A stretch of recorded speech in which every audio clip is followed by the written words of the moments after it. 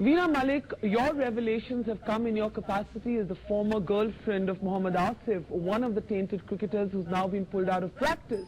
But your critics and many skeptics are basically asking, why were you silent all this time?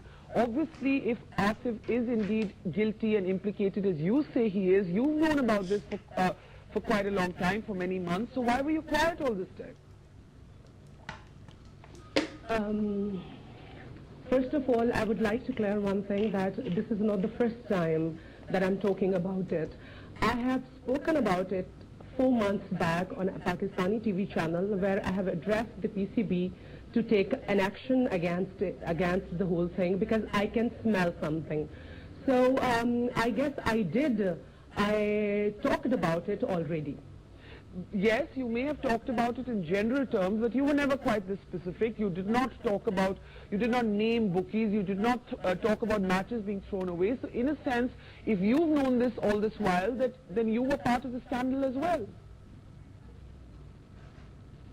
Look, first of all, if I'm part of this corruption scandal, I'm not a stupid girl. If I'm part of this corruption scandal, why am I sitting here and talking about that? I know that if I'm involved in that, I'll definitely get caught. So this is completely a silly thing. But can you specify exactly what evidence you have? Look, I got Asif investigated only because he proposed to me at one time, and I was like, really, curious about that, there must be some girl from India who's texting Mohammad Asif, and, there's something going on. But when I came to, when I got investigated Mohammad Asif, this is the number. And when I called on that number, there was a guy, Dheeraj Dixit, and look, he texted 17 times in 15, this is the only detail of 15 days of Mohammad Asif and Mr. Dheeraj Dixit. So when I came to know, and Mr. Dheeraj said that Asif is a very close friend of mine, and I was like, okay, you can tell me what is going on between you and Mohammad Asif. And then after that, and he was like, it's some conversation about a commercial and all, and I was like, why don't you tell me, because I'm handling all the commercial campaigns of Mohammad Asif. But he did not tell me anything clearly.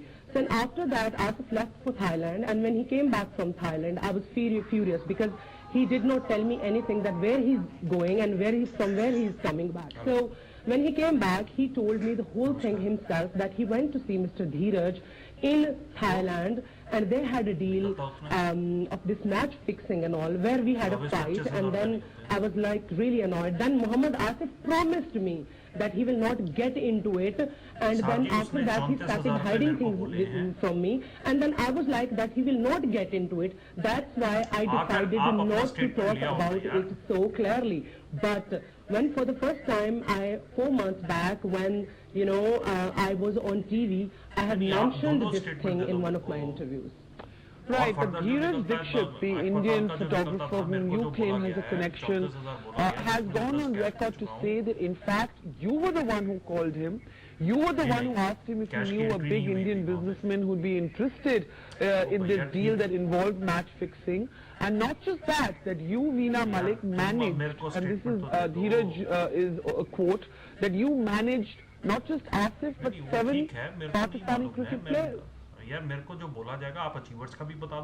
Look, I have come up here with the proofs. Tell Mr. Dheeraj to come up with the proofs, okay? And he is only talking about, that is the easiest thing to do, the character assassination of a woman, and I knew it already, that Mr. Dheeraj will make this stupid kind of, statements and all. First of all, I am happily engaged, okay? My fiancé, he lives in America, he's an American national, and he's, mashallah, a very handsome guy. And at that time, I was dating Mohammad Asif, and Pakistani men are quite handsome and very good looking, and I'm very happy being here in Pakistan.